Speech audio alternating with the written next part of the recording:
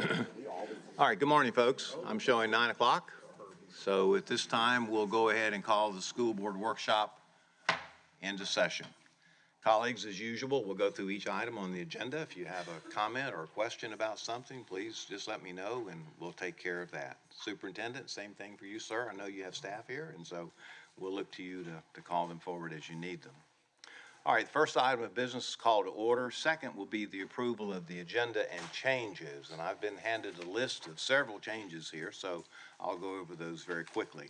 First of all, administrative and personnel appointments. We deleted item 4.2, appointment of the program director for facilities. On the consent agenda, we added item 7.25, payment of a one-time bonus to district employees.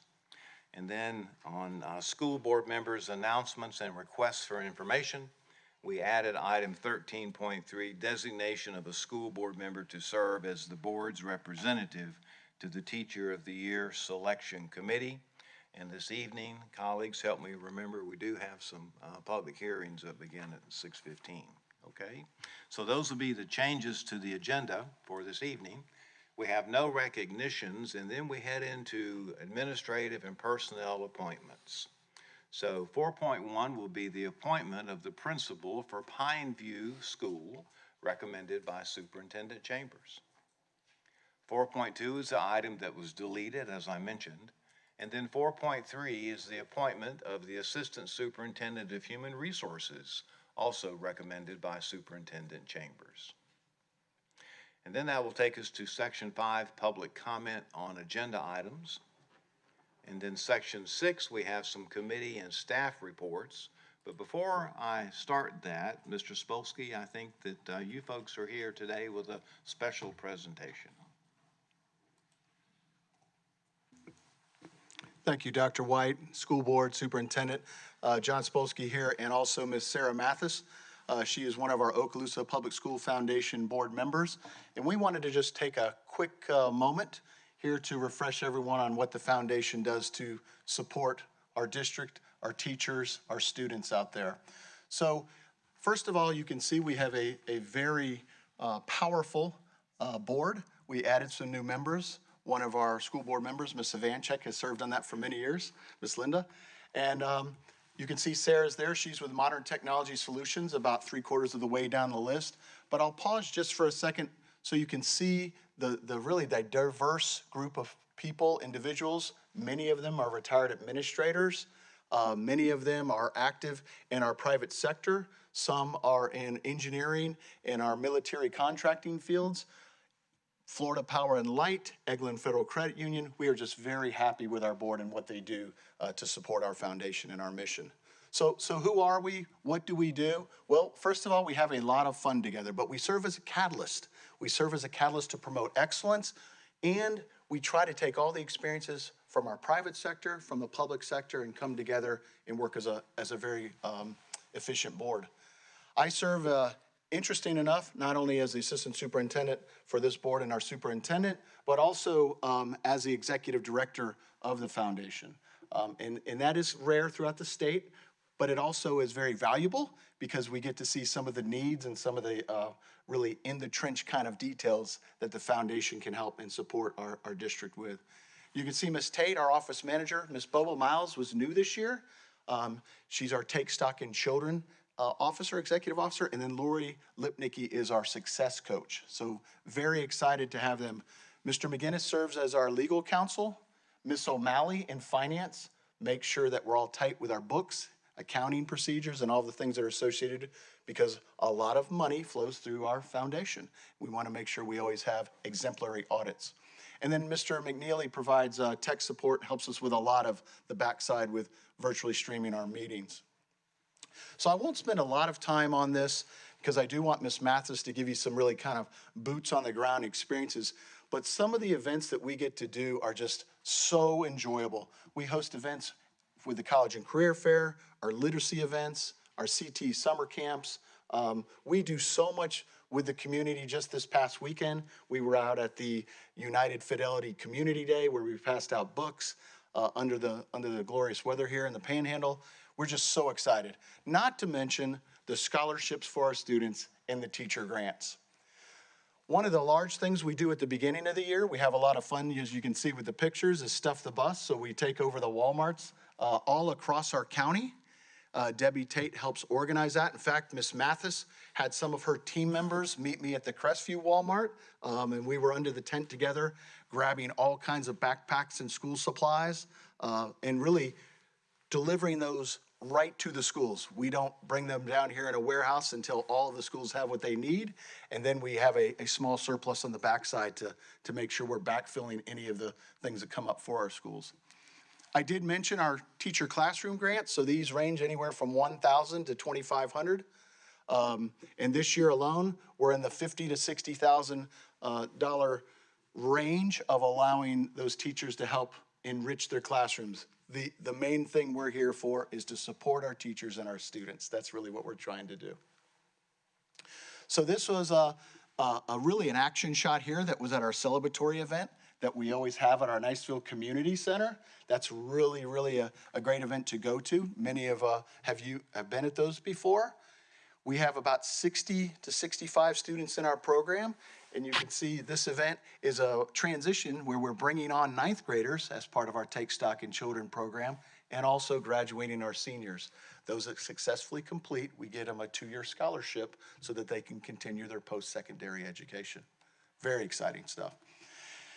This is some of our CTE camps in action. We had a traveling CTE camp where they went out and helped kids learn skills. There's also, you can see our military partners help us with those pieces, our college and career fair, getting kids excited about what they're going to be doing, not only in high school, but after high school. And then this, I will let Ms. Mathis talk just briefly about this as we continue to go through the slides, because she's been hands-on with me with this activity and what we called our reality check. Ms. Mathis? Good morning, Ms. Mathis. Good morning. Thank you so much for having me today. So this is just a super fun hands-on event that the kids get to participate in. That financial literacy class that they're required to have now each year to graduate. This is a chance for them to take what they've learned in a real world kind of setting. They're given a credit score, a fake family, and a budget each month. And they have to go around and they have to see, okay, how do I manage getting all the things I need as an adult, from housing, clothing, insurance, everything. How do I make that work with my budget? So it really kind of gives them that chance to put to practice what they've learned for the year. So it's a really fun event. I've been lucky to man a couple of the booths, but also give out some gifts at the end just to say thank you to all the kids for their persistence throughout the year and making sure that that's a great event. Thank you, Ms. Mathis. We also try to make sure we're backfilling for our schools locally and our school district initiatives. We are very well received when we go around with our treat trolley, talk about a morale booster for all of our employees.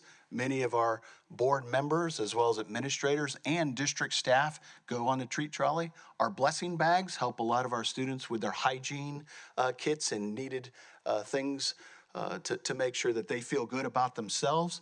And then, of course, the foundation supports our recognitions, our formal recognitions, not only the Teacher of the Year banquet, but also our Ed Support Professional of the Year, our service coins, and our challenge coins. We're so excited that we get to support those initiatives that make people smile.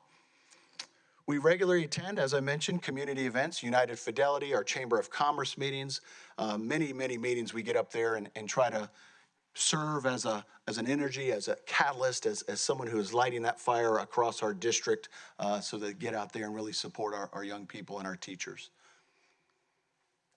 And these are some shots from our upcoming event. I'm sure Ms. Ivanchek, our superintendent, will speak to it later today, our barbecue and bingo. You can see Nico Stubblefield from Eglin Federal Credit Union, our superintendent, is there having some fun. A well-attended event that raises quite a bit of money for our foundation. So what I would ask anyone out there that's watching on our virtual and our streams is get involved. We need mentors. We always need mentors to help guide these young folks. It's quite an experience. I have an opportunity. I have a sophomore this year. I know Mr. Bryant mentors, Mr. Horton, who retired, mentors. Many of our board members also mentor and have for many years. You stay with a student for 4 years, trying to steer them in the right direction. Sometimes it's listening, sometimes it's giving advice. The young people need us. And I think that's part of the gift of the profession that we're in, whether it's a formal foundation or it's something on the school district side, is we get to be a part of that.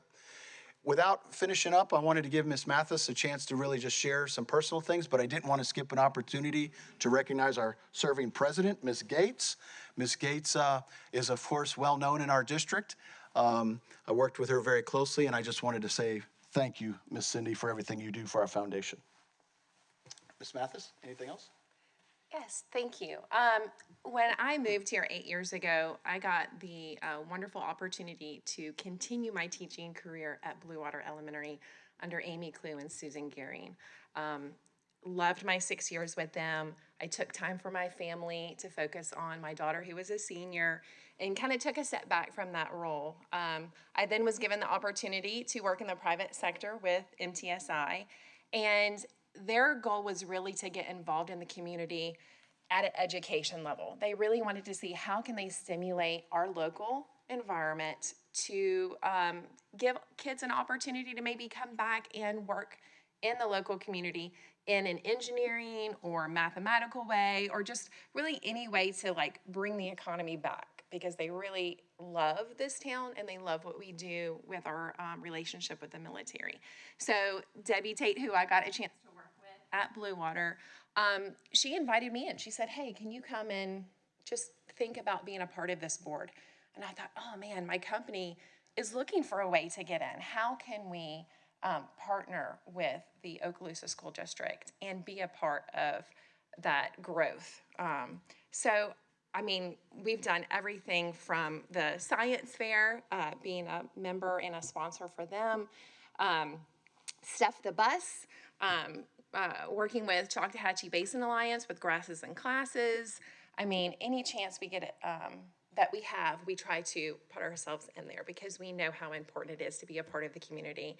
And I kind of wanted to just touch on a moment, because we're coming close to the holidays and we're always asking people, oh, what do you want for Christmas? What do you want for your birthday? And my kids lately have really kind of gotten away from the, oh, I want the Nikes, or I want the Beats, or I want all of this stuff, you know. And I thought, okay, good. They're thinking about, you know, like wastefulness. They want something that's more lasting. And so I think about those moments that we get to have with them, those experiences. And then I thought, man, that's what the foundation is doing. We are creating these moments. We are creating these experiences for our community to come in and be a part of our education system that we normally wouldn't necessarily be able to have on a daily basis, right? I mean, you don't have parents just kind of walking off the street, or grandparents walking off the street saying, how can I help? But these opportunities that we give them through Stuff the Bus, through barbecue and bingo, gives them a chance to support in a way that maybe might not be as hands-on, but definitely is there so they can support their kids and their grandkids and their community. So thank y'all so much. I appreciate it. Thank you. Thank you. Thank you. Any questions from anyone? I would just like to say, Dr. White, just want to just first extend my appreciation as well to Mr. Spolsky, Ms. Tate, and the team. Ms. Gates is the president.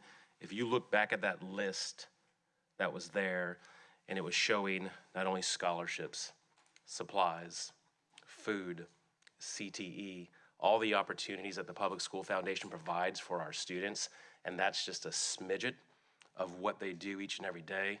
Ms. Ivanchek is at those board meetings, and you know full well just the gravity of what this group does for students across our school district, and it's just something that I could not be more appreciative of, because it's one thing for those ninth graders to step into the scholarship and one day graduate with it with a 2-year degree, but it's another thing supporting elementary all the way through to college, and that's something I couldn't be more appreciative.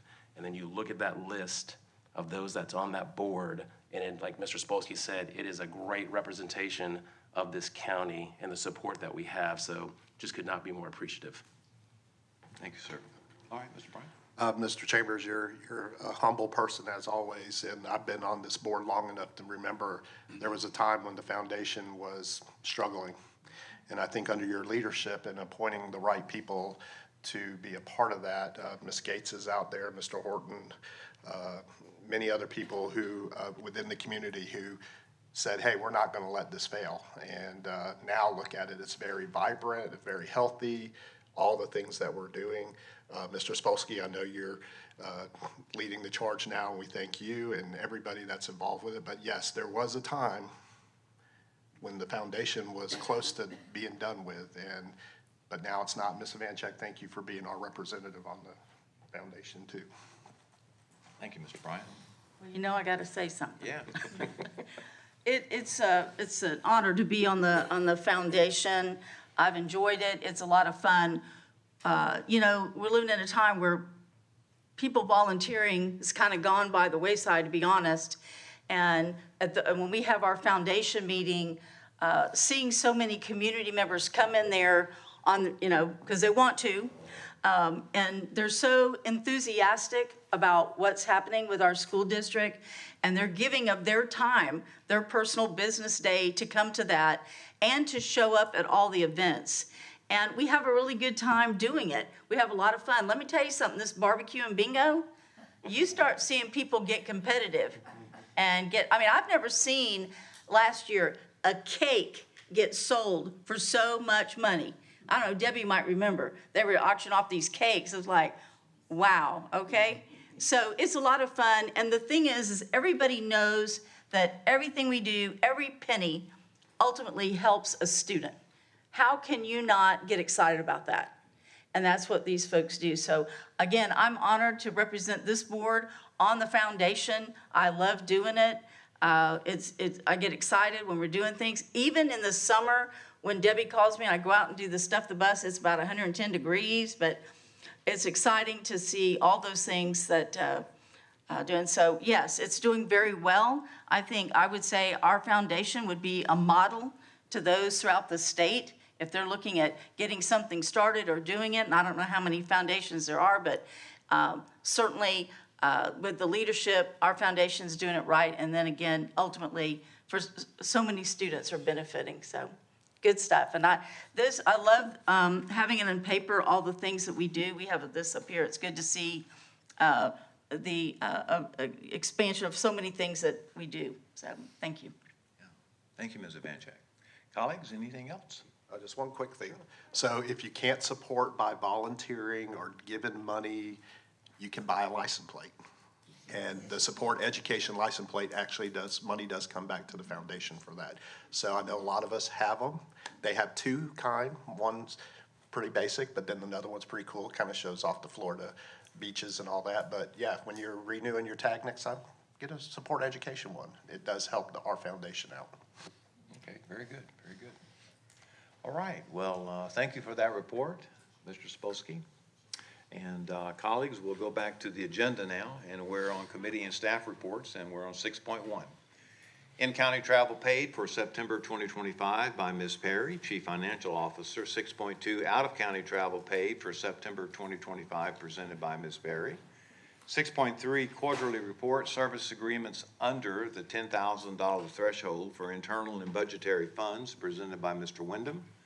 And then 6.4, Okaloosa Academy basic financial statements and supplementary information for the year ended June 30, 2025, presented by Ms. Perry. All right, that takes us to consent agenda. 7.1 is approval. 7.2 is approval of the minutes of the student disciplinary hearing of October 13, 2025, minutes of the workshop meeting October 13, 2025, minutes of the regular meeting October 13, 2025, and all recommended by the superintendent. 7.3, appropriation of District 2 School Board Member Capital Outlay Funds to Choctawhatchee High School for risers in the amount of $3,000 presented by Mr. Parker Destin and recommended by the superintendent. 7.4, appropriation of District 2 School Board Member Capital Outlay Funds to Richburg School for windows in the amount of $11,644.90, presented by Mr. Parker Destin and recommended by the superintendent. 7.5, appropriation of District 4 School Board Member Capital Outlay Funds to Richburg School for windows in the amount of $11,644.90, presented by Mr. Tim Bryant and recommended by the superintendent. Dr. White, if I can sir. comment on 7.4 and 7.5. First of all, thank you, Mr. Destin, for helping with this. For those that might be familiar with Richburg School, it's one of our oldest schools. And I'm so happy that we're going to be able to replace all those windows and get it so you can actually see through. You know, they're real nice and all. So, but this is a project that's been kind of in the works for a couple of years, and I'm glad to see that we can help make this happen. So. Very good. Thank you, sir. All right, 7.6, request to advertise the public hearing for new school board policy 02-22, risk management claims settlement, presented by Mr. McInnes, to return to the board and recommended by the superintendent. Mr. Chairman, you have Sir. a slight revision to the policy. It's on the desk this morning, so that's the one that we'd be requesting to advertise. All right, colleagues, you have that red line there in front of you. Thank you, Mr. McInnes. Then 7.7, request to advertise a public hearing for revision of school board policy 06-33, administrative leave, suspension, and dismissal of employees, presented by Dr. Lee Hale, Assistant Superintendent, and recommended by the superintendent. 7.8, request to advertise a public hearing for revision of school board policy 08-09, duties, ethics, professional conduct, presented by Dr. Hale, Assistant Superintendent, and recommended by the superintendent for approval. 7.9, request to advertise a public hearing for revision of school board policies in Chapter 5, student education records, presented by Mr. Spolsky, Assistant Superintendent, and recommended by the superintendent. Mr. Chairman, Yes, sir. I have a few words on 7.9. Okay. So as I was reading it, I got down to page 6, and it's in section D. It says category A, information consists of, and then 2 in there, it says authenticated birth date, place of birth, race, ethnicity, and sex, where they're adding ethnicity. So I wondered about that, and so I'm gonna get on my soapbox here a little bit. So I have an issue with that. It's a principal issue. And so I talked to our lawyer, and first off, it wasn't in there before. We're adding it to the policy. I want to know why. And 2, I was informed, basically, it's because it's a requirement of the Florida DOE. And it's required to include race and ethnicity information as mandated by the Florida DOE and state law. And so then I started looking a little bit more. So what is ethnicity? I mean, examples of the ethnicity. Hispanic, Latino, Irish, Jewish, Chinese, Japanese. Why? Why do we need that?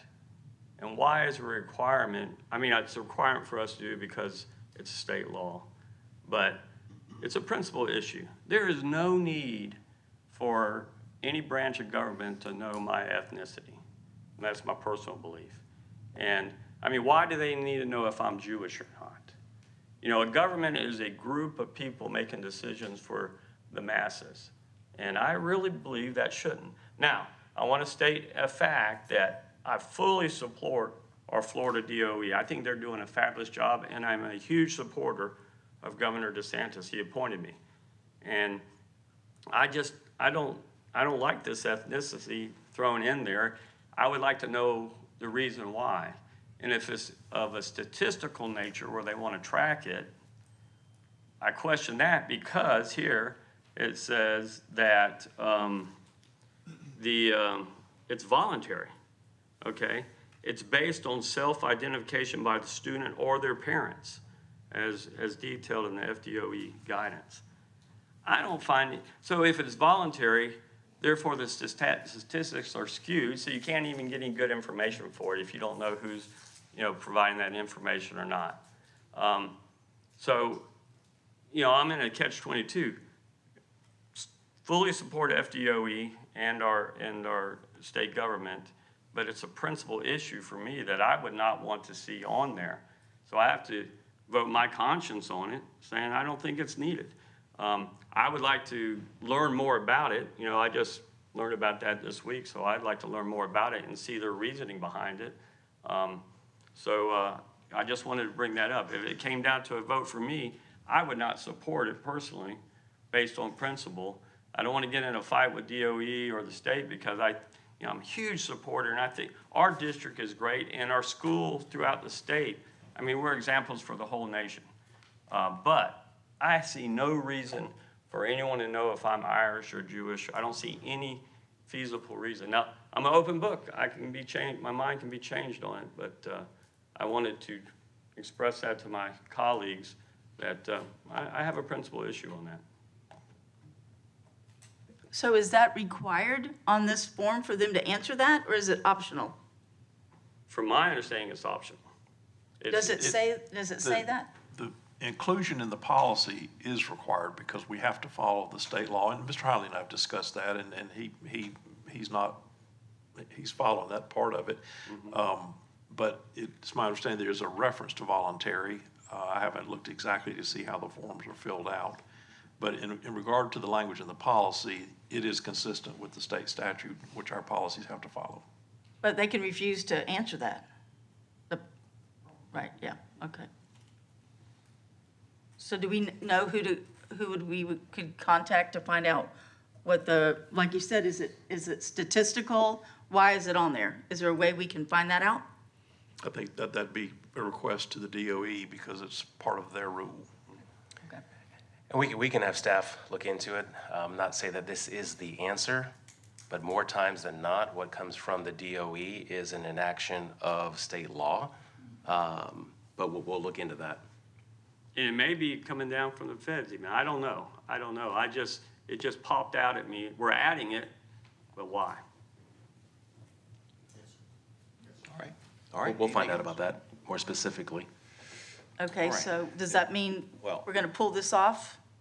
Or, Well, I can confirm for you, it's part of the state board Okay. rule and the statute, so I couldn't recommend pulling it off Okay. because we're just trying to update the policy consistent with the law. okay, And as you know, colleagues, this is a request to advertise a public hearing, right. okay? And so that's why it's on consent. Okay, anything else? Okay. 7.10, request to advertise adoption of a new job description for Director 1, Human Resources, presented by Dr. Hale and recommended by the superintendent. 7.11, request to advertise a public hearing for the adoption of a new job description for Associate Director Curriculum, presented by Dr. Hale and recommended by the superintendent. 7.12, budget amendment number 1, fiscal year 25-26, presented by Ms. Perry, Chief Financial Officer, and recommended by the superintendent. 7.13, monthly financial statement for September 2025, presented by Ms. Perry and recommended by the superintendent. 7.14, invoices to be approved for payment, presented by Ms. Perry and recommended by the superintendent. 7.15, school donations, presented by Ms. Perry and recommended by the superintendent. Mr. Chairman? Yes, sir. I'd like to point out, as usual, but right now we are over $250,000 raised. We're at $255,309.16. Shout out to last month to Legacy Vacations, who did $4,000 for the superintendent's Thanksgiving meal initiative. So our community does awesome work. Yep. All right, thank you, sir. All right, 7.16, payroll warrant register and accounts payable warrant register totaling $63,115,534.98.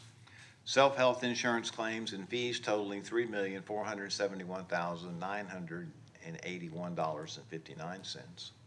And bank transfers totaling $30,050,000 for September 2025, presented by Ms. Perry and recommended by the superintendent.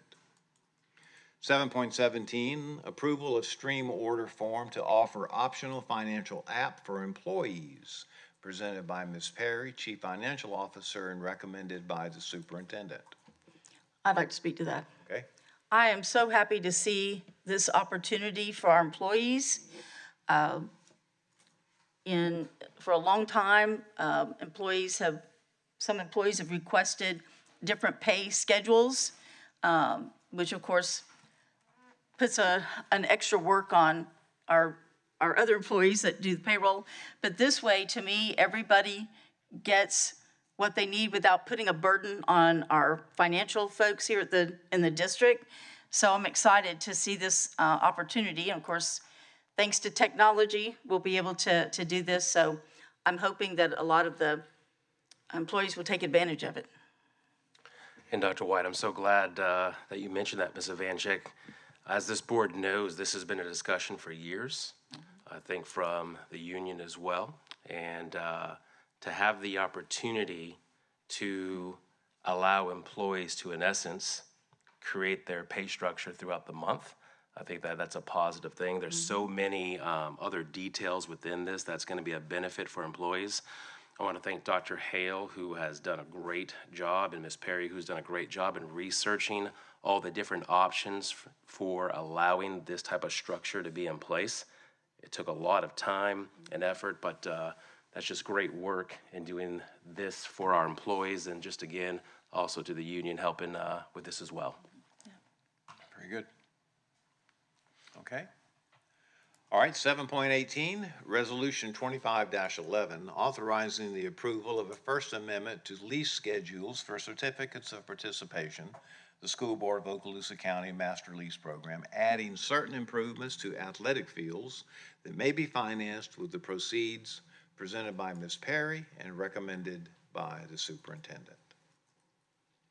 Okay. Yes, ma'am. I'm Go sorry. ahead. Sure.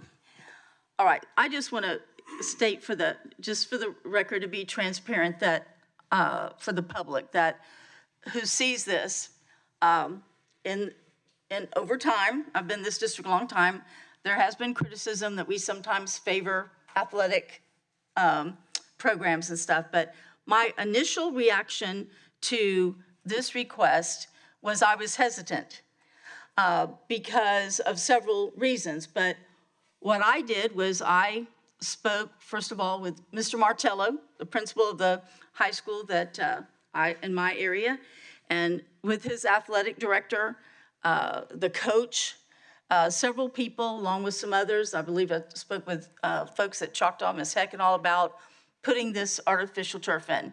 I was concerned about safety, which I've been given some information that disputes my concerns, so that's good. I was concerned about, at a time when some parts of our, finances are tight, I wanted the public to understand how we could make this kind of big investment. But now that I'm looking at it, first of all, you've heard the term a perfect storm. Well, this is actually a perfect opportunity. A lot of things came together to make this a perfect opportunity, in that we were able to have that savings from our COP.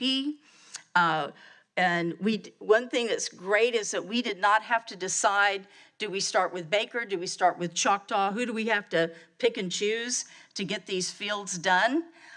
We can get all 4 of the high school fields that are now regular turf to this. I think that's great.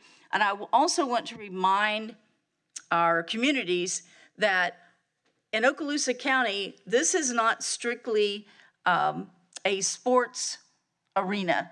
Our stadiums are used for a lot of different purposes, including graduation, certainly more sports than football. We even have community events in our stadiums. So by putting this turf there, while it's a big initial expense, we're going to be saving a lot of money in the long run, and also easier to maintain those fields for the safety of our students playing on them and for our other students and community to be able to utilize them.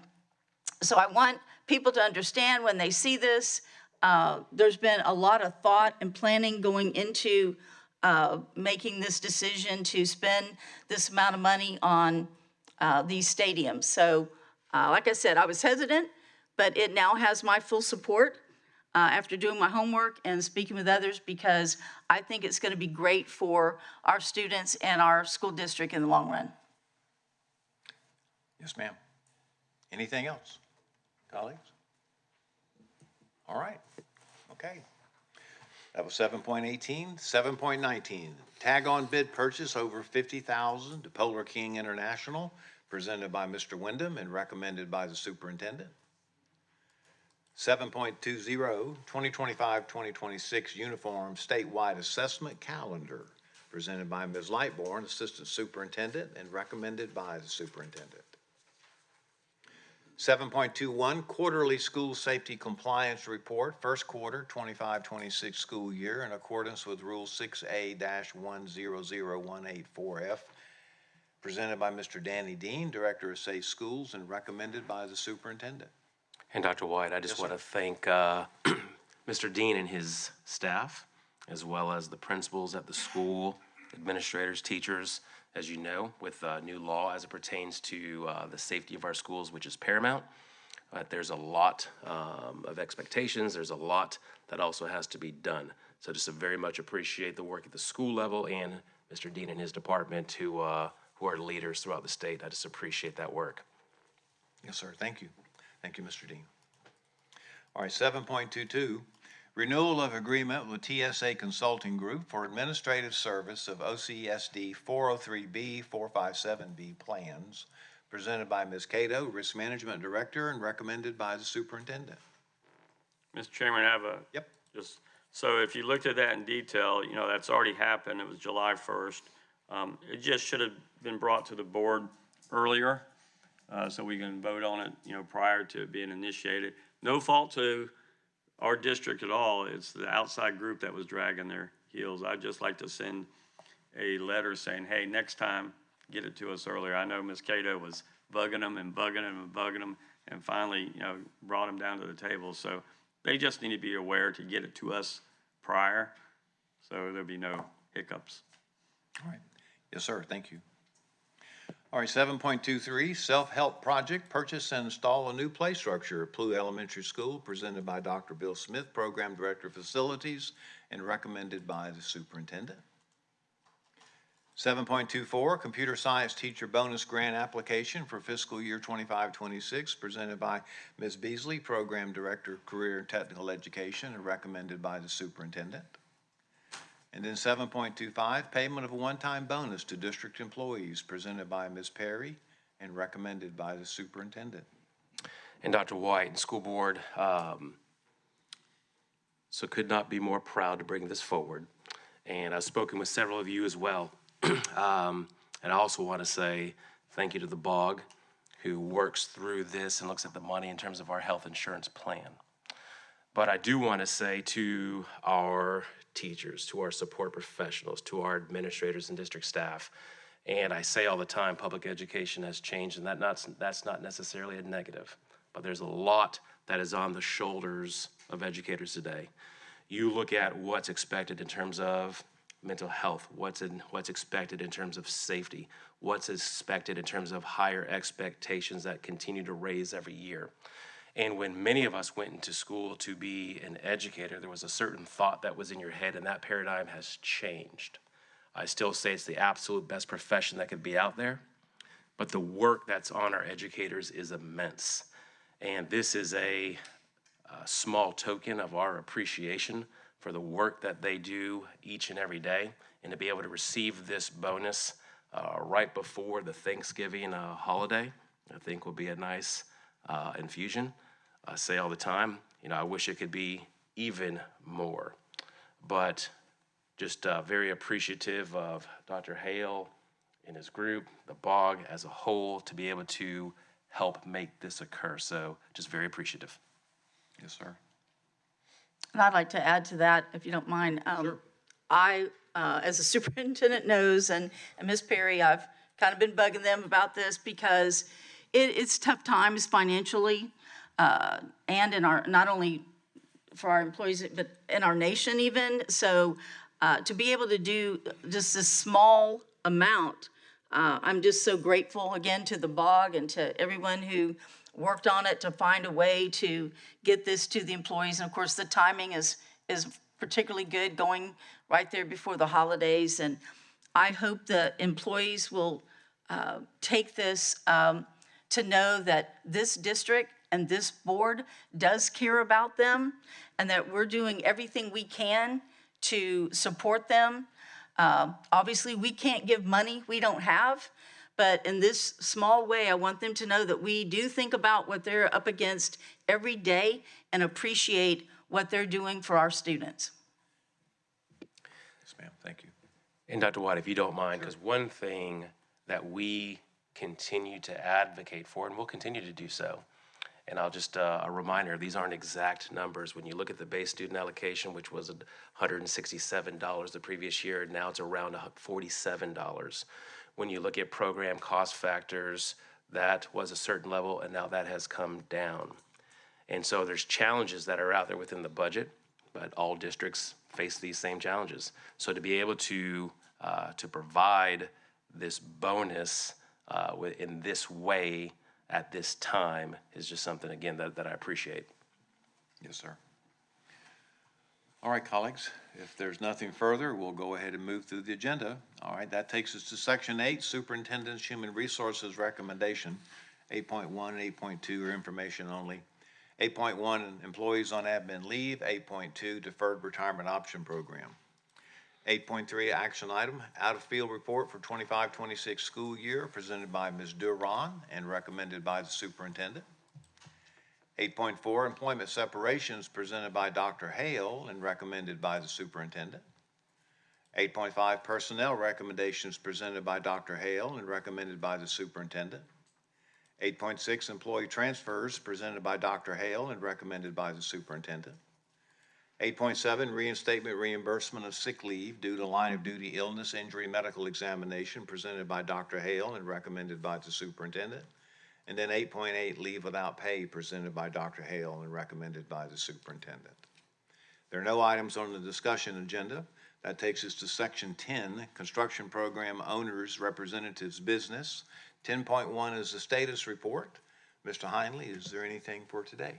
Nothing today. We'll have that report at the next board meeting, first one in November. All right, thank you. All right, a couple of action items. 10.2, tag on bid purchase over $50,000 to AstroTurf Corporation, Choctawhatchee High School, Niceville High School, Crestview High School, and Baker School, presented by Dr. Bill Smith, Program Director of Facilities and Planning, and recommended by the superintendent for approval. And Dr. White? Yes, sir. We are going to have Mr. Meyer come up, and while he's coming up, I just want to say this. I do appreciate your words, Ms. Ivanchek. I do appreciate the conversations that I've had individually with board members as well. I do want to say, when we look at capital projects across this school district, it's about looking at the totality of this school district in a comprehensive fashion. One of the things that I'm proud of is the work that Mr. Meyer's done with the master facilities plan, for example, and this project is in there. But you look at what we're trying to do with new schools, classroom additions, looking at what we're doing in terms of the parking, looking at what we're doing with bathrooms, looking at what we're doing with technology. There's so much that is happening across the school district, the multi-purpose buildings. But then you go over to the arts and you look at what we've done with the auditoriums, what we're looking at doing at Niceville and what we're looking at doing at Crestview. You look at what we've already done on the athletic side as well. So this is a multi-tiered approach to the facilities in this school district. And just want to put that piece out there. Thank you, Mr. Chambers, board members, Dr. White. You're right, we have a lot going on, and athletics is just as important as the arts and extracurricular and in the school building, and we try to make it as equitable as possible with the amount of things that we need to have done throughout the district. I do want to briefly go through some slides, and thank you, Ms. Ivanchek, for covering everything that I was about to talk about, but it was spot on. So you're right. There's a lot of questions about artificial turf. Some people call it synthetic turf, AstroTurf. There's been a lot of names over the years. In the 60s and 70s in the Astrodome, that's where this all started, and it was basically outdoor carpet on cement. It has changed quite a bit over the years, and we have, Fort Walton Beach High School is our only field currently, but in the Panhandle, They're going in each year. Matter of fact, the company that we're working with now in the time frame that we're trying to do these fields are also doing 23 other fields throughout Florida. So they are popping up, and there's good reasons for that, and I'm going to go through a few. One, it just inspires play and it cultivates pride throughout their school. If you've seen any of the high school games on ESPN, you know, they highlight some of the bigger programs throughout the nation. You see those facilities, and most of the time they are synthetic turf. So it brings a sense of pride to that school. And then to your point, Ms. Ivanchek, there's a lot of community events, especially in our community, that use the high school stadium fields. And we try to accommodate that when we can. As a former principal at a middle school, I know I was asked all the time, can we use your field for this? Can we use your field for that? And when you're trying to have fields stay in maintain them in dormant season, and it's being used constantly for different events and other sports, it's hard for a field to grow and to come back from the damage that is caused by the use. So, and that's the biggest thing. The usage of our fields over the last 10 or so years has greatly increased. You look at the additional sports at the high school level, you didn't see lacrosse, girls flag football years ago. Not to mention ninth grade teams, JV teams, varsity teams, the middle schools use it, and it just does not have the time to recoup.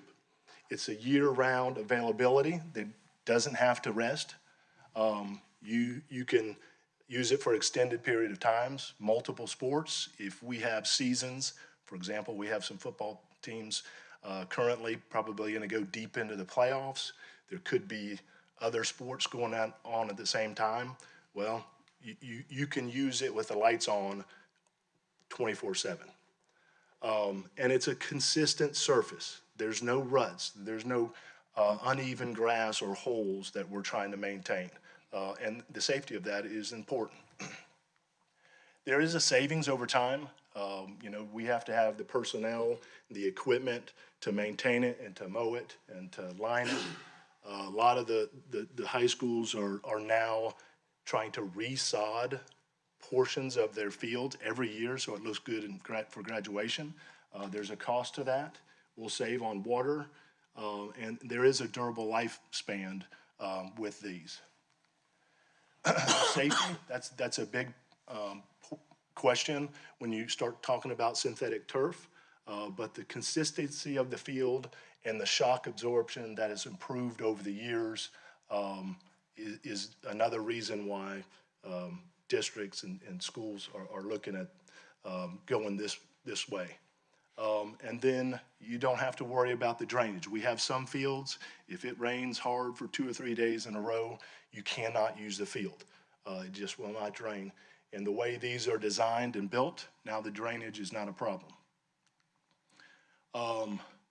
The multi-purpose use of these fields, so we're not just talking about sports, we're talking about marching band, who we all know, they're out there every night, hours on a time, and they're using those fields.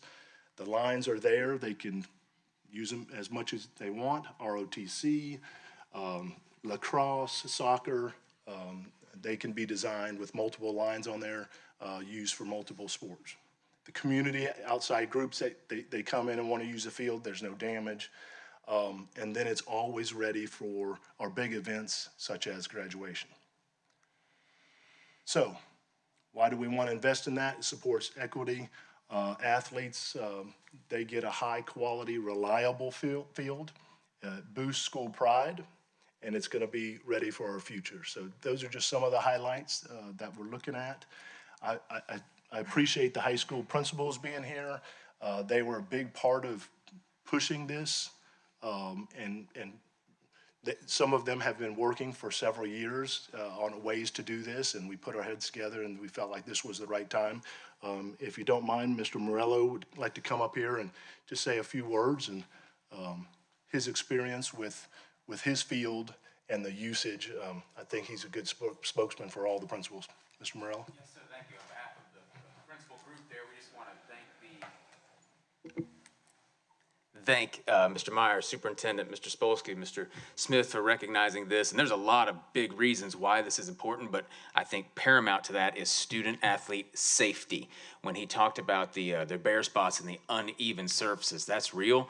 I'll go a little bit specific to Niceville alone with Ruckle using our field for football with freshman, JV, varsity. Girls soccer utilizes it quite a bit. Girls flag football, boys and girls lacrosse. We did some drone footage a couple years ago in about April when that finally ended up. And we sent it to Mr. Meyer to show him just how little surface is actually left on the playing field. So we're that group always begging for money to resod the field just to make it look presentable for graduation. But, this is Florida. So that base layer underneath that sod, it's sand. Sand is not a consistent surface. Sand is dangerous for kids to be running out there. In the last 2 years, 2 separate occasions, I was the admin on duty for a lacrosse game, and on 2 separate occasions, the officials came over and said, we can't start this game. There's hole here, hole here, hole here, and we've already been out there trying to fill all the holes. So we keep the John Deere Gator with fill dirt and a shovel, and you go out there and you fill it up. So you filled in a hole. So I guess it's safer, but is it really safe to play with sand in a hole when you've got kids running around out there playing? So the safety part of that is paramount. And then, again, specifically to Niceville, this incident happened when we talked about the drainage. So Niceville actually has a creek bed underneath the surface of the north end of the field. When it rains at all, it's going to be a mess out there. So start of last season, we knew we were going to have a really good team, going to make a big playoff run, fever pitch, everyone's pumped. It's the home opener for Niceville High School. And on Thursday, we get a pretty good thunderstorm in the afternoon, and there's a middle school game that night. And so we knew what the field looks like after anyone goes out there when it's in that wet conditions. So we canceled the middle school game. Sun came out, every other middle school played. We had canceled Ruckle and Destin. Mrs. Lightbourne called me. There we go.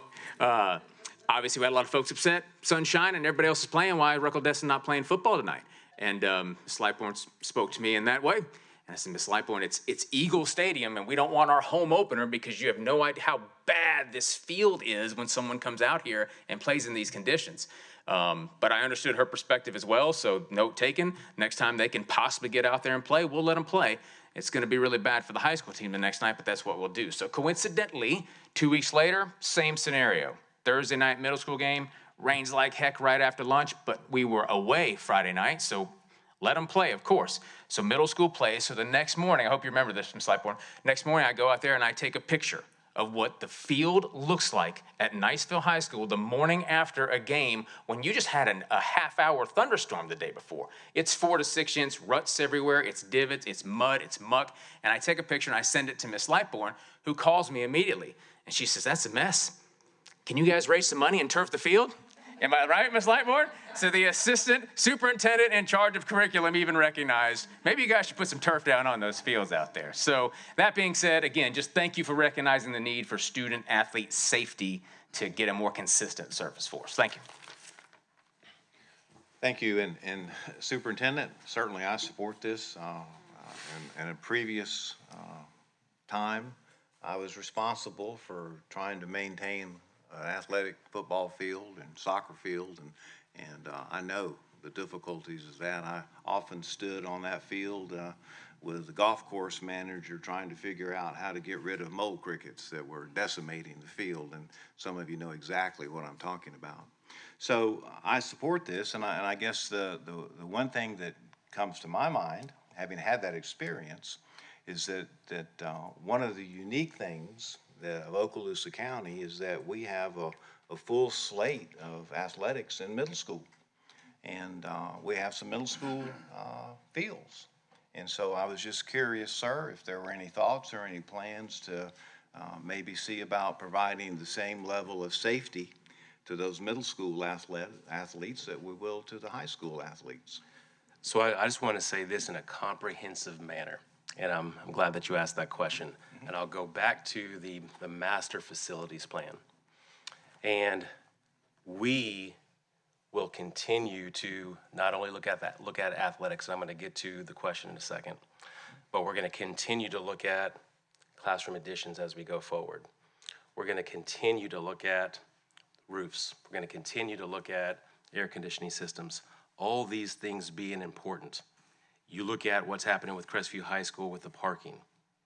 You look at what we're doing with the cafeterias that are being rebuilt, and then the cafeterias that were vacated, and now we're turning the majority of those into classroom space to add capacity. All part of a plan. You look at what we're doing with the arts, again, the auditoriums, all part of a plan. And then you look at the turf field, that's not only for football, as you've heard, it's for all the other types of activities as well, part of a plan. So then you look at the arts, for example, and you look at athletics. This is the start of, again, a comprehensive plan to go forward to help upgrade these facilities. And so to answer the question, as we go into the future, there will be discussions about other types of fields that we'll look at. There will be discussions of other athletic facilities that we'll continue to look at as well as part of a plan.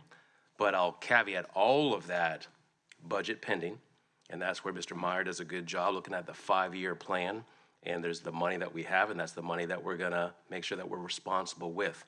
But the answer is yes, we'll continue to look at athletic facilities, the arts facilities, and then again, the infrastructure of our schools in this district. Excellent.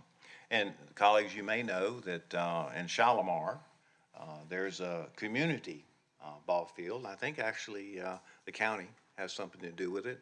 And they're putting on artificial turf on all of those fields. And this is a Shalimar facility. So I think this is sort of the wave of the future for all kinds of good and valid reasons that I've heard here today. All right. Sure, Mr. Bryant.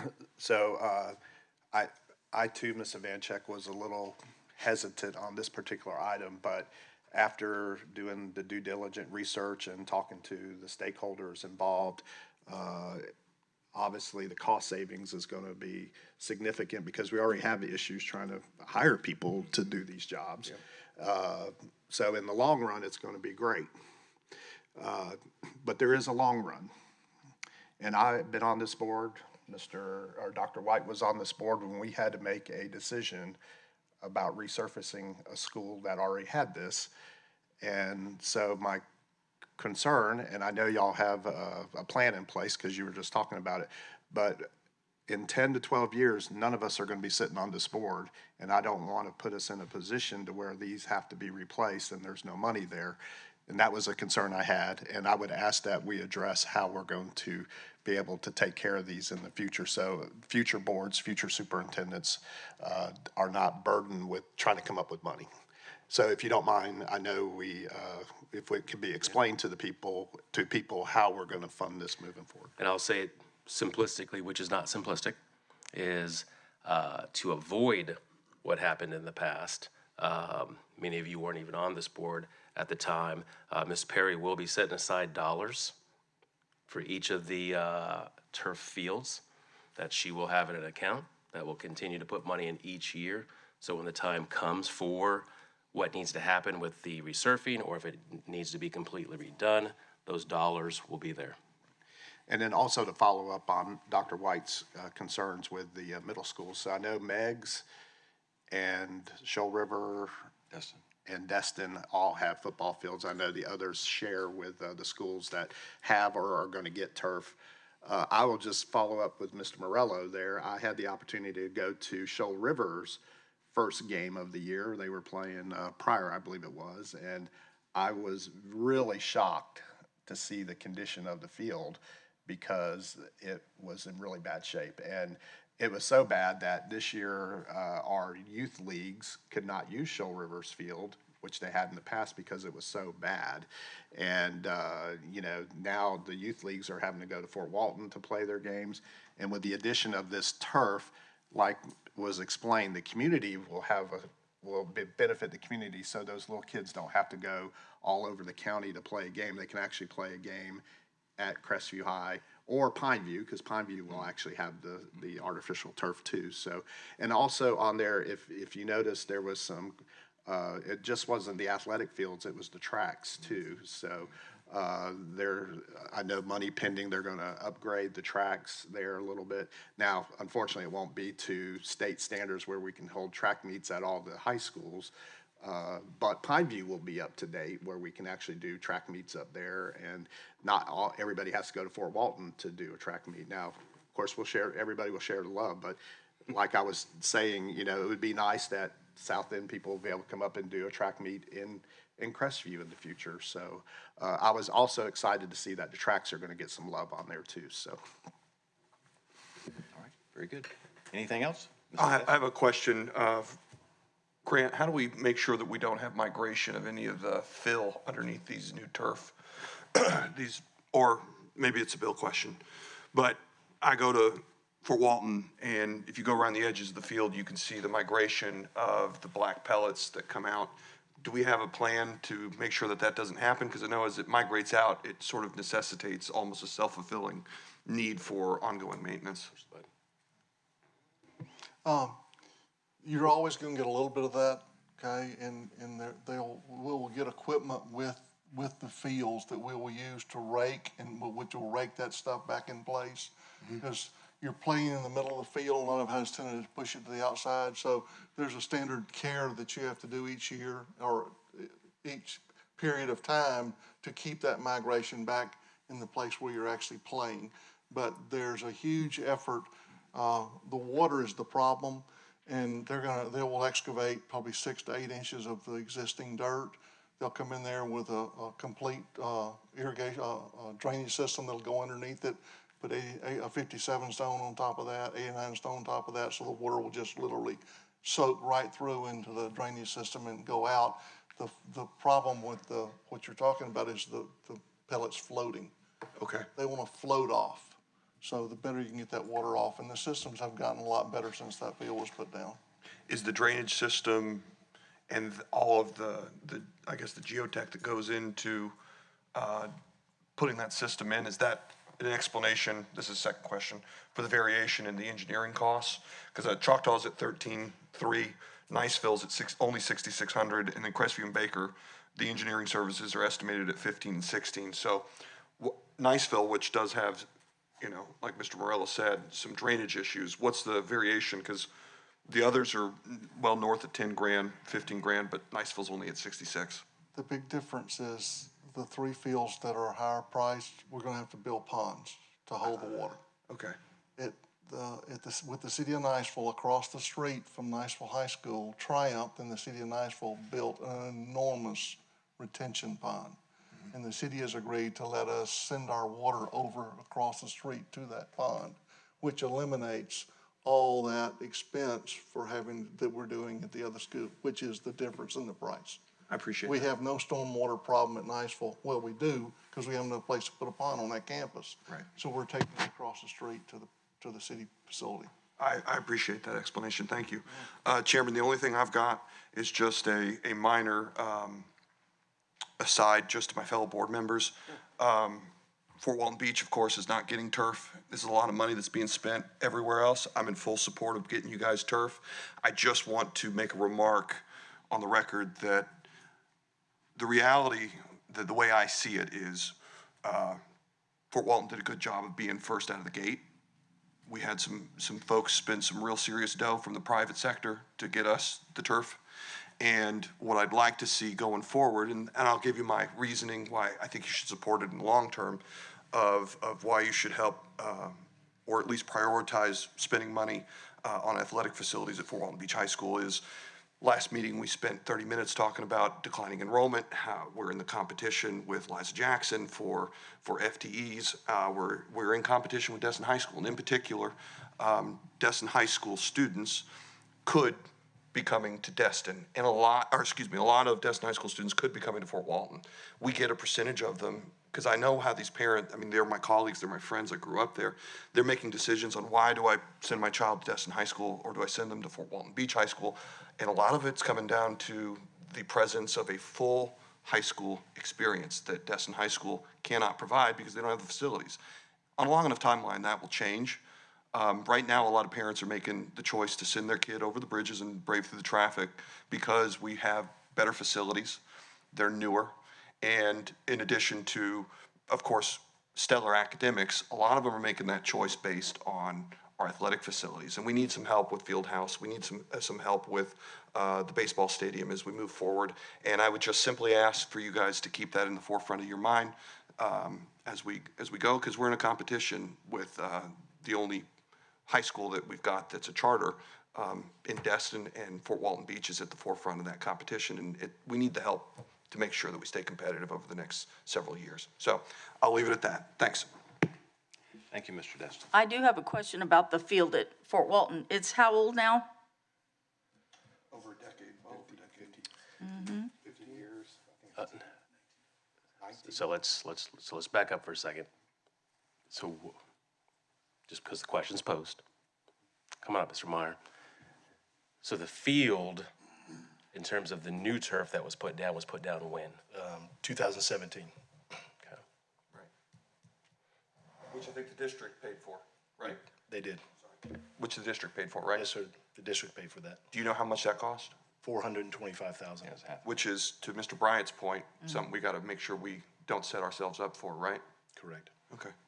But I thought you were saying when that stadium was built, that was private money, right? It's a mix. Not entirely. Okay, so the field, the district paid for at the tune of 400, is that what you're saying? No, When it was what? first installed, it was, I think, When did it first go in? So 10 years before, around 2007, and I could be off by a year or two. Okay. And so I just want to say, so obviously there was the enormous generosity of an amazing supporter to Fort Walton Beach High School and to this district, which made turf possible at Fort Walton Beach High School. Then fast forward a decade, and I think there were certain expectations maybe of money that was going to be set aside. This board did a great job, and by this board, not everyone was on the board, but this board helped make sure that there was a new turf because that other turf had run its course. So that was back in the 2017 timeframe where that decision was made. And so now, of course, here we are today in 2025. In some people's minds, probably behind the timeline of what we would like to do for fields in terms of turf. But I'll say, you know, there's a price of progress, and we're in that right now. And so we're getting there. But to your point, I absolutely understand. I know there's a number of things that we've done at Fort Walton Beach High School athletically and the like, but absolutely understand continuing upgrades across the board, but in this case specifically athletics at Fort Walton, but also our other high schools as well. Okay, so back to what I was getting at is that the current fields there now, you said was in 17, so about 8 years in. The life expectancy of these fields is what? 10 to 12. Okay, so what I'm getting at, we're putting these fields in now, but we already have a school that has a field that's aging. So where does that fit in the picture right now? Because now, in a couple years, we're gonna be looking at having to upgrade that field. And I imagine, like you were saying, and others said, the fields we're putting in now have upgraded from that kind of field, right? Yes. So that's what I'm trying to get at. No, and the same holds true. It's the same plan for these fields going forward, where we are setting money aside. And the same thing will be for Fort Walton. When that time comes, when there's a new field, there will be a budgeted item to make sure that we take care of Fort Walton as well. So that's being set aside now to take care of that field. It'll be part of the long-term plan. Gotcha. Because we're still, 4 to 5 years out from that. Yes. All right. And Fort Walton was putting aside their money. They're going to get that money back. And the district will take over funding that replacement. I gotcha. Okay. Thank you. You bet. Just want to make sure everyone understands that. So this is as it pertains to fields, Yeah.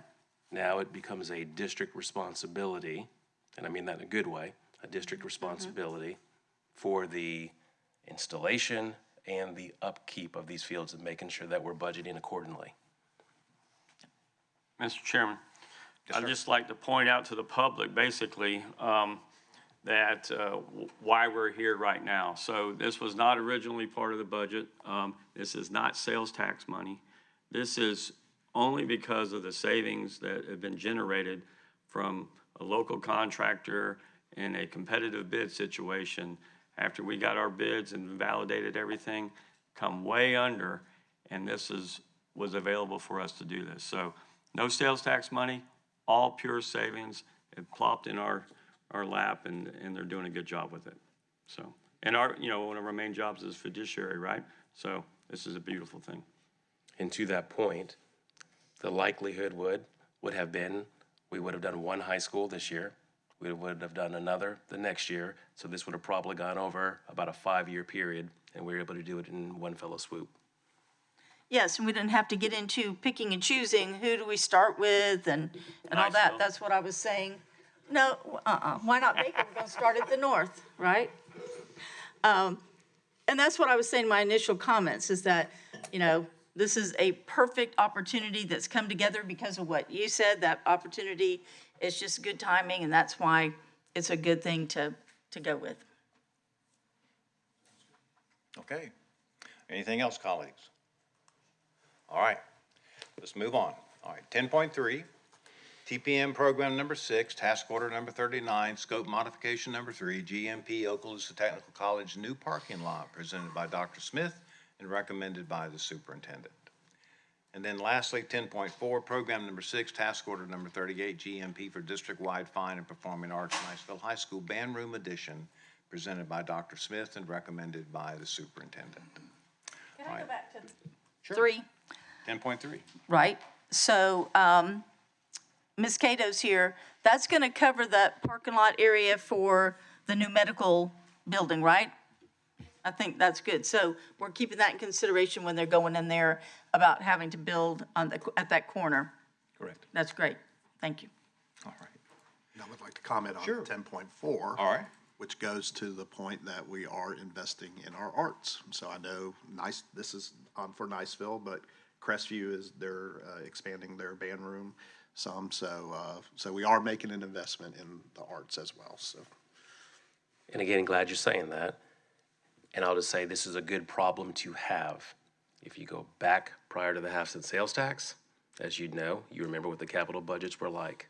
Now, with the half-cent sales tax and a stronger capital budget, we're able to do projects, again, across the board, from facilities to infrastructure to arts to athletics across the board.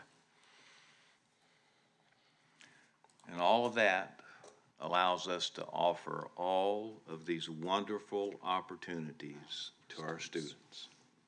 Yeah, that's right. All right, so that brings us down to section 11. Mr. Attorney, your business, sir? No report. All right, Superintendent, your business, sir?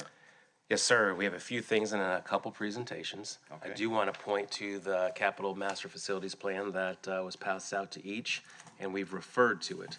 But also what's in here is the 5-year plan for schools as well as the 10-year plan for schools. What's in here are the half-cent sales tax projects that are completed and those that are ongoing or in progress, and then also some of the capital projects as well. What's also in here are middle school athletics and high school athletics in terms of where we are and where we're hoping to go as well. This is a fluid document. All of this is subject to budget, to dollars that come in. So each year, Mr. Meyer is tasked with making sure that we update this Capital Master Facilities Plan. You'll see many projects will roll forward because it's part of the plan. But if budgets adjust either way, this will also adjust. So just want to bring that to your attention. Also just want to congratulate Dr. Donna Kelly, who last week was in Washington, D.C., where she was receiving the National Distinguished Principal Award, one of 43 principals across the country. So you think about that, that's, you just look here in Okaloosa County, to be one amongst our 38 principals here is absolutely amazing with the caliber of principals we have. But then you take that across the nation, and again, just could not be more proud. This started in 1984, and so it's been in existence since then. So just very proud of Dr. Kelly and specifically representing Northwood, but also representing Okaloosa County. So I just could not be more proud. Also want to congratulate some students at Niceville High School. There's what's called an AP Capstone Project. And there's 3 students, which I'll mention their name in a second, but when you take certain AP courses, there's a compilation of things that happen over time, and then you have to be able to produce a product at the end of its time for these AP courses. And these students received the AP Capstone Award. There's Hannah Lara Shookhart, Brooke Arbick, and Jessica Berry, and they all received national recognition for this AP Capstone Award. Mr. Morello's here as well, and he's nodding and smiling. So 3 fantastic students. Then you look at, we're gonna go further with this in December, but you look at our band programs. They recently had their MPAs, which is like a FSA for them, and to do it this early in the year to receive these distinctions. But this is a Florida Bandmasters Association. It's a marching assessment. And every high school in Okaloosa, Fort Walton, Choctaw, Niceville, Crestview, Baker, all received the straight superior ratings. And as you can imagine, that's no easy task. And so I just want to say very much appreciation to our high schools who happen to be here, but also to those band directors, those assistant band directors, and most importantly, the students. And I would be remiss if you didn't say the families, because as you know, band, parents, and how they volunteer their time, it's everybody working together for this. So just absolutely outstanding. We will recognize them in December with a couple other recognitions for some special things that have also happened with our bands. Do want to just remind the board, we have 2 amazing projects that are coming forward. We have our Thanksgiving meal drive that's going to come up, and then we have the Angel Tree Project. The Thanksgiving meal drive, we received even more donation of funds from businesses in this county. And Ms. Card came forward, who leads this up for us, with a big old smile, and she said we have others who now want to participate. So this is a reminder, not only will they receive meals this year, they'll also, each of them receive a laptop this year as well for these families in need. So just exciting times. And then the Angel Tree Project with the Sheriff's Office. If you remember last year, all the presents that this community, again, wraps their arms around this school district and our students and schools and provide these gifts for students who otherwise may not have had gifts during Christmas time. So just could not be more excited about that, and just thank the Sheriff's Department for partnering with us, but most importantly, thanking the businesses in the community and just the individual folks, many of which are in this school district, who buy these gifts for our students. So just so proud about that. Ms. Ivanchik, it's already been up there, but it's on my slide, but I'm gonna turn it over to you for the, just one more plug for the barbecue and bingo. Yes, it's coming up next week, November 6th. And this year we have a new venue. We're at the Shoe Foundation Educational Building. Did I get that correct? Yep. And that's over on Ready Avenue, because we have outgrown our other venues. So we've had to move to this big venue, but it's exciting. And tickets are now on sale. And you get a great dinner along with your bingo cards. And it's just a lot of fun to be there and know that we're doing some great things for students. So if you need a ticket, Mr. Spolsky and I will give it to you. What else? I did want to say this year we'll have a live band, Yes? Rewind 74, playing all of those classic hits. So we're looking forward to having them, some live music to play I hear in they're between the pretty games. good. I hear they're pretty good. The lead singer, Mike McCann, right? How would you define a classic hit? Well, I would say don't have to answer it. you can bebop too there, Superintendent Chambers. And I will throw the challenge out to this board, to senior staff, to those who are out there. I think last year I was a B5 away from bingo, and I'm planning to take you all down this year. So just so you See, I know. told y'all this is competitive. And it's tough, but, because it's not just your regular, they do different kinds of games in this bingo, and you got to have some skill, so. It's bingo. I mean, it's it's fun. bingo. I mean, are you? No, it's not. There is a distinct skill set in bingo if you understand it. Exactly, and there's ways you got to get it, so, I could Absolutely. I could see Mr. Chambers, B5, Absolutely. B5. yeah. B15, it was just trying to get it, so hope everybody will support that if they can and get a ticket, so, yep.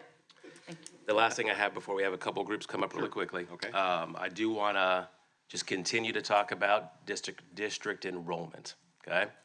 And we do have the MGT group that help with the North End rezoning. And we've also asked them to look at just zoning, look at enrollment across this school district, okay? And one of the things that is clear is there's a tale of two parts of the county. On the north end of the county, over the next 10 years, there's projected growth. Over the next 10 years, the central and south part of the county, below the Shoal River, there's projected a decline in enrollment. And so let's talk about that for a second. And so what are some of those factors? And these are not Marcus Chambers factors. These are factors based on MGT. It's factors based on research. It's factors based on what's happening in this county. And so one, looking at life expectancies, lower birth rates, housing costs, as we know, school choice options such as family empowerment scholarships. So there's a lot of things that go into what's happening with enrollment. We've talked about the family empowerment scholarships. They definitely impact, but that's one part of the story as well.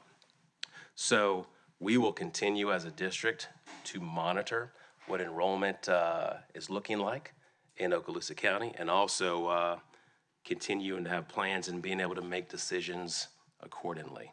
Just wanted to share that with the board. And are we having Ms. Lightbourne come up or Mr. Spolsky first?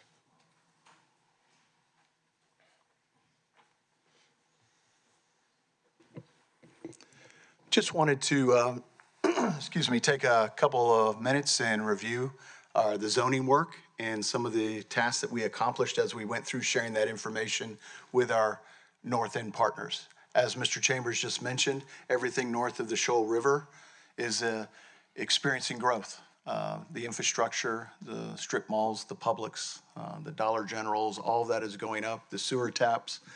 And we positioned ourselves, when I say we, this board, our superintendent, our administration, positioned ourselves to have property to go vertical to support the needs of our students and our families up there in that growing area. So obviously, when we're building a school, our mission was to put proposals out there, look at the data, see the areas, look at the grade bands, and how it would affect the different schools in that area. So I want to scroll down. First of all, just so you know, this is on our live website. This is not a PowerPoint presentation. We made this available to all of our families. We use this to schedule all of our meetings so that all of our families were invited to attend any of these meetings. We also put frequently asked questions on here. So we went to every elementary school, we went to every middle school, and reached out to different people within the community trying to share this information, because rezoning is a large task and it impacts families. There's a lot of kitchen table conversations that will happen between now and when Pineview opens in August. So we have the proposed boundaries out here for all of the family members, as well as a hot email address so they could send in questions to get things answered directly. I do want to say thank you not only to our MGT team, which we partnered with, but also our MIS team. I saw Ms. Ross here in the back. She was instrumental in leading this charge to put this proposal together for tonight's vote. Any questions for me? And just a recap for the board, you've spoken with each school in terms of faculty and staff. Yes, sir. Spoken to the schools individually with families. Yes, sir. Who attended. Yes, sir. In order to make sure that this was something that was explained, something that was put out there, and then people had an opportunity to provide input. Thank you, sir. Ms. Lightbourne?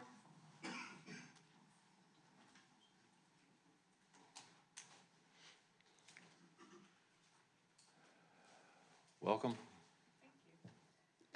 Ms. Barron is going to do the big part of the presentation, but I wanted to start this, and I wanted everybody to understand how important technology in our classrooms is.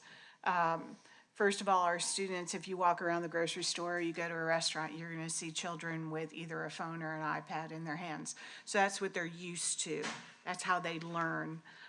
So we want to make sure that we are providing that same learning experience in our classrooms. We want to engage students through technology.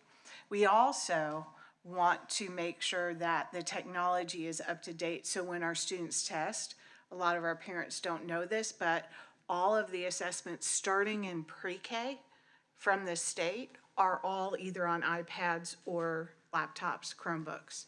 So it is important that our students know how to utilize that kind of technology in order to be successful on their assessments as well. So we have put together a technology plan. We want to show you where we are with technology in our classrooms, and I'm extremely excited. I have 2 grandchildren, and I know many of you do as well in the system, and I'm very excited to see the avenue that we're continuing to go down with technology. And as Ms. Barron comes forward, so we're looking at a balanced approach with technology in the classroom, and I couldn't be more excited than the work that they're doing. But I also want to set the stage for you, this board has allocated dollars for much of what you're going to see. So when we started talking about those clear touches a number of years ago, it's this board who helped make this also a reality through your dollars and through votes with budgets. So just appreciate it. And Ms. Barron and this group have done a great job of not only just looking at technology, but actually going places to see it in action so we can learn from mistakes and then learn from things that we can get better at in successes. So I just appreciate the work involved to get us here. Thank you. Another reason that we are implementing over time technology is, of course, for the biggest reason is that our students can be successful after they leave us and in their jobs. And there aren't too many jobs left in the workforce that don't use technology in some way, shape, or form. So we're trying to set our students up for success. It doesn't happen overnight. And again, you school board members have helped enormously, especially with the clear touches. So we do want to thank you for that. The devices, the devices that we have so far in our classrooms, we have iPads, we have Chromebooks, clear touch panels, and then we have the virtual reality goggles. And so I'm going to go through each one of those with you. So far, what we're doing, starting with K through 2, we went 1-to-1 with iPads a couple of years ago. This year, we've expanded that to 3rd grade as well. So we are 1-to-1 K through 3 in our district. And then we've also, which we'll be talking about in a minute, we've done a pilot with 2 schools going 1-to-1 iPads school-wide, and that's with Blue and Pryor. So what we're trying to do is eventually replace our Chromes with iPads, but for now, that's not something that happens overnight, so we still have Chromes in our classrooms, and Chromes are great tools. They have the built-in keyboard. It makes it very easy for students to type. So we still have those. Those are existing in our seat management contract, and little by little, we're going to be moving some of those out and moving more iPads in. The other thing that we have that we've been working on is getting clear touch interactive boards into our classrooms. The picture you see there, you see 2 pictures. One is with, it looks like a little kindergartner interacting with the board. The other is with some middle schoolers. The board is flat, and they're being able to use it as an interactive table, per se. We have right now a total of about 760 clear touch boards in our school district. A large amount of those are due to school board members giving allocations to schools. We started that about 9 years ago, and it took some schools a little bit longer to jump in, and some schools jumped in very quickly. So over time, we now have some schools that are complete, meaning there's a clear touch in every single classroom. And those schools are Northwood, Riverside, Shalimar, as of October 25th, will be complete. Elliott Point, Longwood, Mary Esther, Pryor, Destin Middle, and Bruner. So all of those schools right now are complete and have a clear touch in every classroom. So that is so exciting. Other schools are working on it bit by bit in our school district, and this is including all classrooms, not just core area classrooms. We have about 1,526 classrooms total in our school district. So that leaves about 766. So we're almost halfway there to be full implementation in every single school.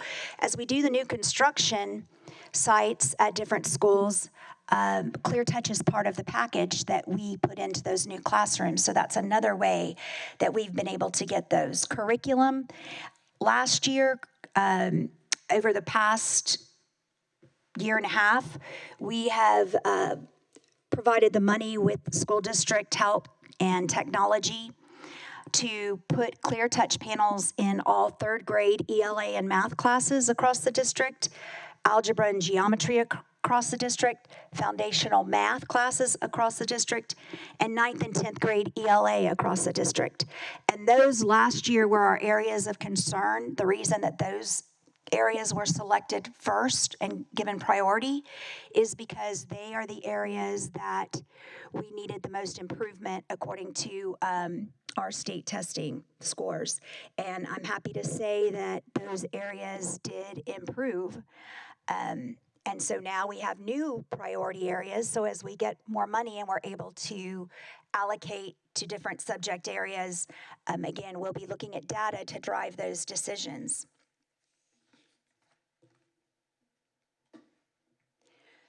So this is an example of some of the engagement that happens. Hillary, is this a video? Okay.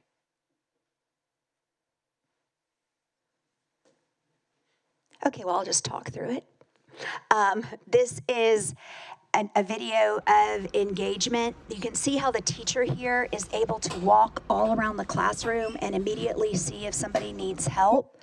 Teachers are no longer tethered to the front of the classroom, as we used to call the sage on the stage, where all the kids were seated in rows and the teacher was stuck to a document camera and not really able to instruct while walking around the classroom. And in that video, you can see how students have what is on the board on their iPads, and then the teacher is able to walk around and immediately see if somebody is off track, if somebody is having a misunderstanding, where the teacher can stop instruction and then immediately address that concern versus not really knowing about the students in the back of the room and if they're comprehending what's going on or not.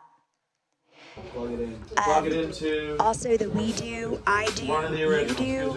You can see again in this top video, a teacher again walking around, showing what is happening at the Clear Touch. He's working a problem, and then the students are solving that same problem at their desks. He's able to walk around, check for understanding. It's hard for a student to not be engaged because the student never knows when the teacher is going to show up over their shoulder in that classroom instruction. Down in the right-hand corner, you'll see a little kindergartner using the iPad. This is to show you that kindergartners don't have any problem using the technology. In fact, it's our teachers that we're having to train the most, not necessarily students, because these kids are coming to kindergarten and already knowing how to use iPads, and they're having no trouble with it. That was an ELL student. As he was working that problem, he eventually came to the right answer. He was putting words together on the iPad. So that's just another way that, and you can see that from the very youngest students to our higher level students, that iPads and the Clear Touch boards work seamlessly together, and it's engaging students. When we walk into classrooms now, we very rarely see any students who are not engaged. There's usually 100% engagement. Now, this one does need sound, Hillary. This is... Public education has changed. a video regarding our Prisms VR goggles. This was initially a grant that we received from Florida Power and Light. They bought several sets of headsets for our students for math, and then the district, we added a science curriculum to that, so we have them in math and science classrooms across our district. Right now they are at Pryor, Bruner, Davidson, Fort Walton Beach High School, Choctaw, and then Richburg and CTE have purchased their own and have those within their programs as well.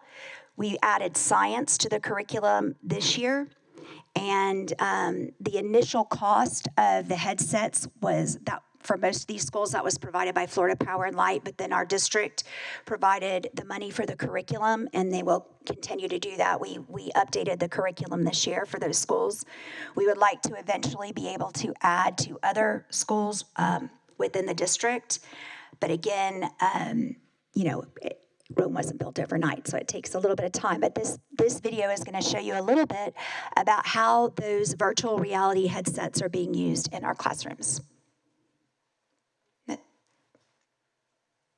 Public education has changed, and if we do not change with it, we're going to get passed by. It's just high stakes all the way around, and it does put a lot of pressure on kids. It puts a lot of pressure on teachers. We have to find a way to engage our students in the way that they you can maybe need watch to that on learn. your technology later.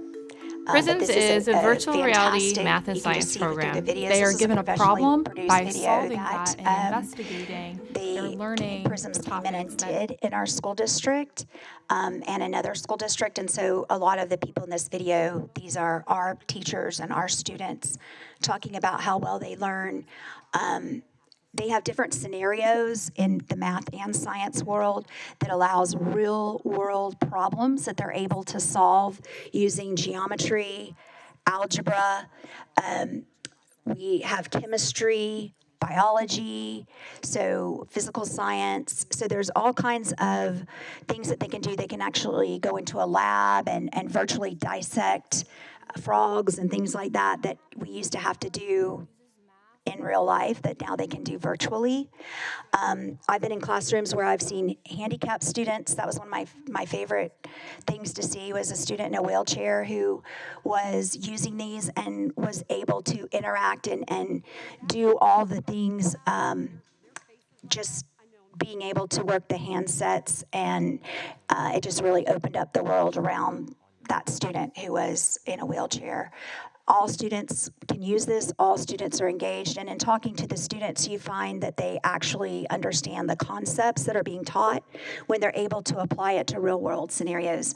Some of you may have been able to experiment with those a couple of weeks ago. I know we did a demonstration, but it's just a fantastic new reality for them to understand complex benchmarks that we have to learn in a real world way. The one-to-one Apple schools, this was Pryor and Plough this year. We are working on going one-to-one. We have gone one-to-one in those schools. We're hoping second semester that the students at Pryor will be able to take home their devices, and in Plough, 4th and 5th graders will be able to take home their devices. It started off at the beginning of the year. Every student was assigned an iPad so that they take that iPad with them around to all their classes. So it becomes, in essence, their iPad. They are able to sign in with an Apple ID, and then teachers are able to seamlessly use Apple Classroom and Apple Schoolwork to get assignments to them, to share student screens.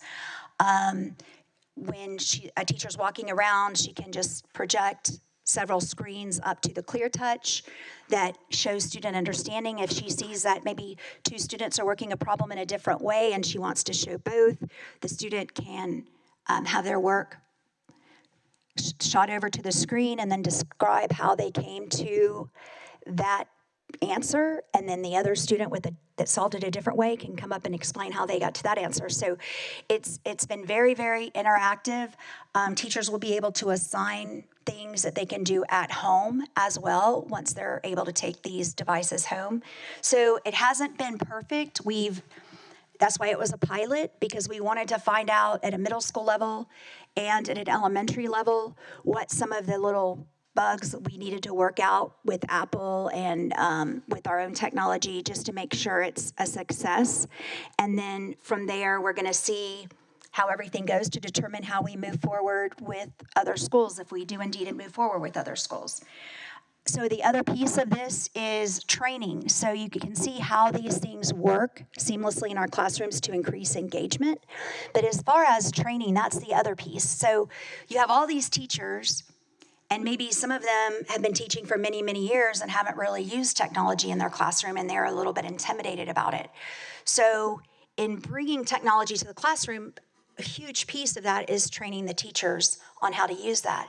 So just last school year, just to show you, we had 87 school-sponsored trainings, 30 content area professional learnings, 51 trainings that were sponsored by Curriculum and Title I from June 24 to July 25, 391 individual teacher consultations. That's where Tasha Bates, Meredith Ness, Liz Bears, people in our technology department go out and work one-on-one with teachers to train them on how to use their ClearTouches or their iPads.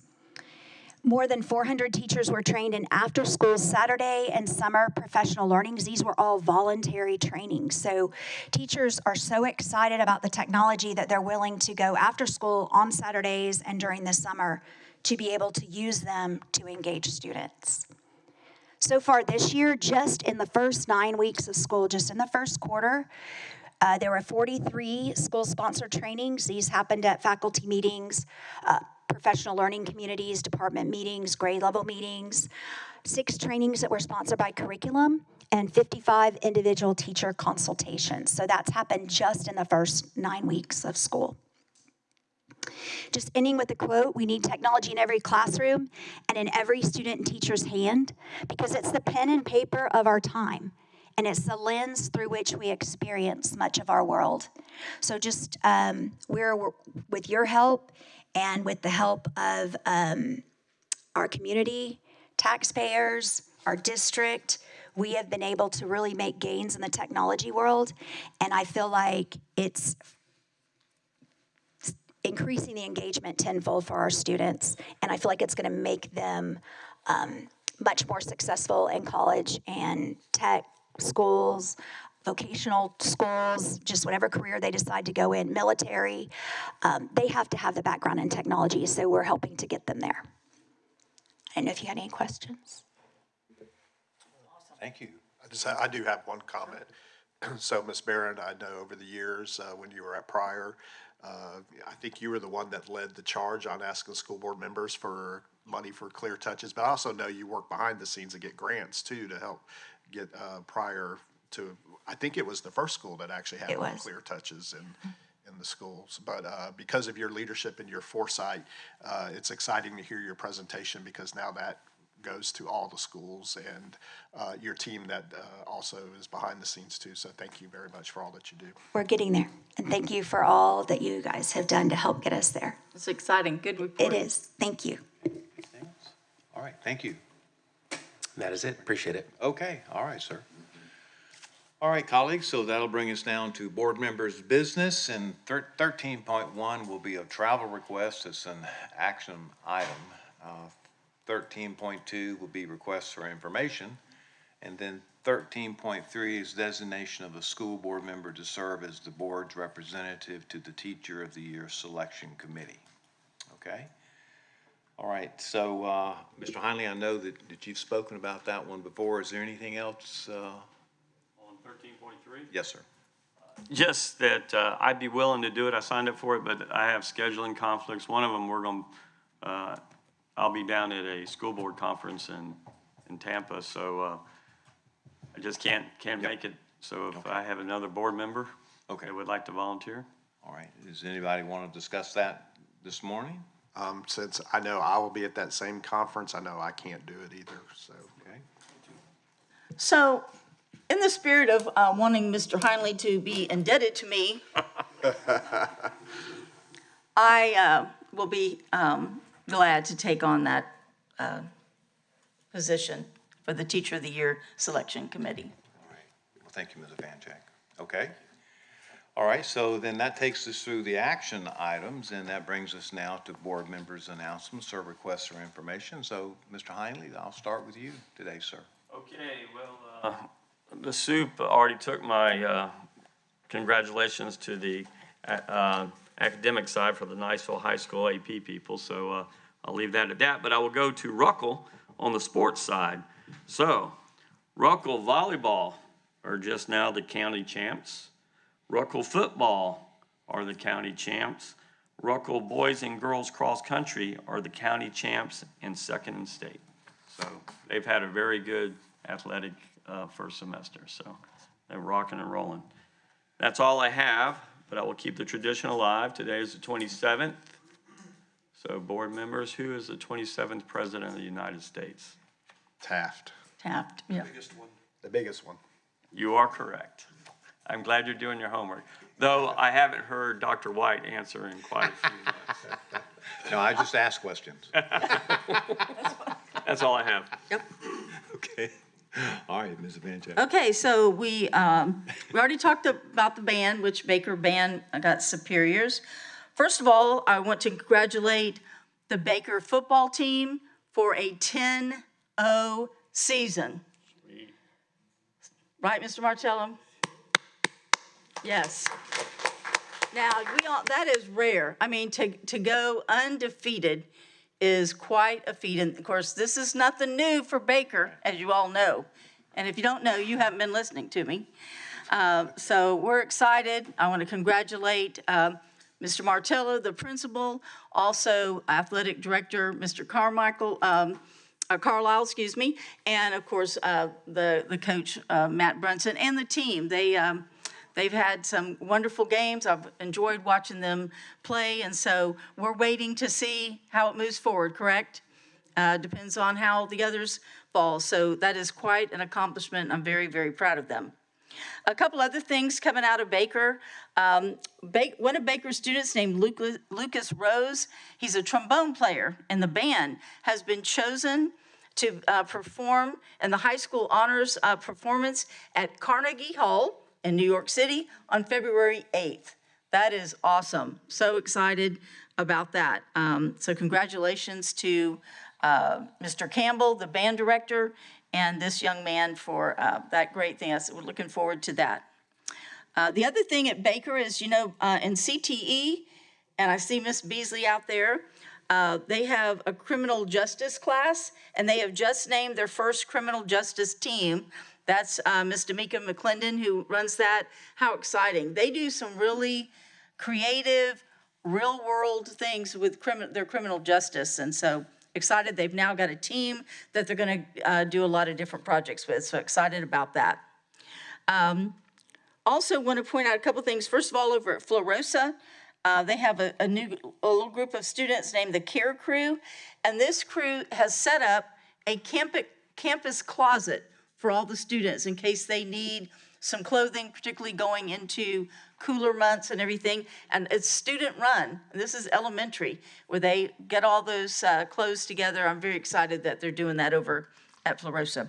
Then I wanted to announce that we all have concerns about the safety of students and cyber safety for parents. And the Okaloosa County Sheriff's Department, it's Ashley Bailey, who's out of the Crime Prevention Unit, is sponsoring a night for parents information at 5:30 at Elliott Point Elementary. And she already did one, I believe, at Shoal River. Anyway, she's doing this, and it would be great for parents to go to have any questions about how to keep their students safe when it comes to the cyber world. So I'm hoping parents will take advantage of that. And we've already talked a lot about the barbecue and bingo, so I'm good. Thank you. All right, thank you, Ms. Evanchek. And I'd like to congratulate the Choctawhatchee football team on their district championship. Their season's still alive, and we'll be following that closely, of course. All right, Mr. Bryant. Thank you, Dr. White. First of all, I would like to take a moment to recognize Ms. Appleberg over in the corner there for her leadership. And we talked privately last week, and she knows what I'm talking about here. But because of her leadership, things look good for our school district when it comes to contracts and everything. So thank you for your leadership there. I would also like to thank the superintendent for recognizing one of our students up at Laurel Hill School. As you know, we've talked in the past that we've had many students take their skills that they learned in school and save lives. But this is an elementary student from the first grade, and I'll just read from the superintendent's post on Facebook. He had the honor of meeting Kai L., a first grade student at Laurel Hill School whose quick thinking saved a life this summer. At a family pool party, Kai L. noticed his 3-year-old friend Sebastian floating face down. Without hesitation, he jumped into action, pulling Sebastian from the water, alerting nearby adults, and finding the child's mother while his uncle performed CPR. And he was only 6 years old, this student. And because of Kyle's courage and fast response, Sebastian is alive today.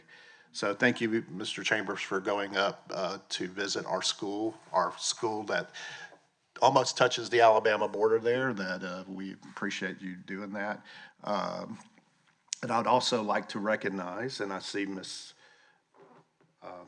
Hayden is here. Let me pull it up real quick. I apologize. We would like to recognize Jody Dunn, who received the John Philip Sousa Foundation Band World Legion of Honor Laureate. So we are very proud of our most senior band director in the county, who now mentors a lot of our younger band directors that are occupying positions now. And just like we talked about, arts is a very big part of our school district, and the arts look very good for all of our schools with the younger folks that are coming in and leading these organizations. But it does take somebody like Mr. Dunn to be a great mentor to all those that he serves with. And it's always a great thing when we go to football games and stuff and see how the bands really interact with each other. And it's just a great camaraderie. Even though there's friendly competition there, the bands really bring the spirit to each of the games that you might go to. And so we're really excited for Mr. Dunn on that. So, and with that, I just thank you. Oh, I'm sorry. We had FSBIT meeting last week, and I just would like to thank Ms. Cato for all that she does and risk management and her team. I will just say it was a very good conference. Some positive things that are going to be happening in the future that we will have to vote on, but that's next year. But everything is looking great when it comes to property and property insurance and health and benefits and things like that. So really appreciate Ms. Cato. We had a great time, and we didn't have to travel very far. We only had to go to Okaloosa Island, which is great because we normally have to travel the longest. Us in Santa Rosa County, we usually have to travel 6 or 7 hours to get to these conferences. So it's nice only to go 30 minutes. So thank you, Ms. Cato. Thank you, Dr. White. Yes, sir. Thank you, Mr. Bryant. Mr. Destler. Thank you, Dr. White. As you can see, I am wearing my green tie in honor of our understanding that Choctaw did win, and I have to congratulate them. But I will simply remark in my Vikings defense, we put some points on the board. We did. Not everybody can say that. I'm proud of both teams. You guys got, on the Choctaw side, you got one heck of a team. You really, really do. I'm looking forward to seeing where they go from here. I will only remark to say a few thanks to some very important folks who made the Silver Sands Fish Fry such a success. Since I've got Michelle Heck and Lindsay Smith here, I want to tell both of you thank you for your cross promotion of the event in dovetailing it with the high school games rivalry. I think it brought a lot of attention to the event and reminded our community about the little Silver Sands school that does such impactful work with our most important, arguably our most important students. And I wanted to thank you for that. We ended up having a record. This is our 3rd year of doing the fish fry. And in conjunction with with a private donation from Neil Finkel and the Margaret Finkel Foundation of $10,000 and over 500 tickets sold at $10 a piece, we raised over $15,000 for that school in one evening. And I know a bunch of you bought tickets. And not all of you came to eat, but that's a testament to wanting to support the school regardless of whether you got dinner out of the deal. So thank you to all of you that bought tickets and everyone in the community, and to Ms. Hayden, Mr. Bryant.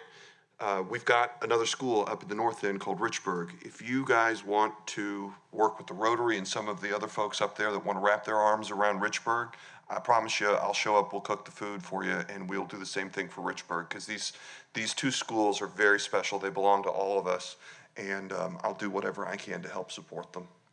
Other than that, I'll leave it at that. Thank you. All right. Yeah, Mr. Bryant. So, thank you, Mr. Parker, for thinking of Richburg School. But I honestly thought you were going to thank Ms. Hayden for already getting your Crestview shirt ready to wear at the next board meeting, since we do have that big game coming up on Friday. That's really what I thought you were going to say. So, but again, thank you for your support of Richburg School. Well, I'll leave it to Ms. Smith to get you your Fort Walton shirt, so you're ready too. All right, very good. All right, so that takes us through board member comments and brings us down to section 14, public comment. This is the opportunity for members of the public to address the school board on any particular item that's not on the agenda. And so I do have one yellow card here from Ms. LaRonda Lang. Is she here? Hi, Ms. Lang, would you come forward?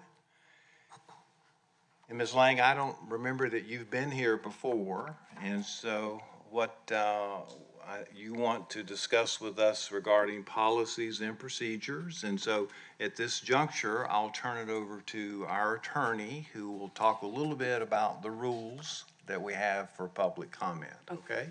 All right, Mr. McInnes? Yes, sir. Yes, ma'am. This morning you'll have 2 minutes to make your comments, and we would ask that these concerns relate to educational issues in the district, and that items pertaining to personnel matters are under the responsibility of the superintendent. So those are typically not addressed here before the school board. And we would ask that all speakers act in a respectful manner. Thank you. And so we have a 2-minute time frame. Okay. So we're ready to start. Mr. Attorney, go ahead. Okay, thank you all.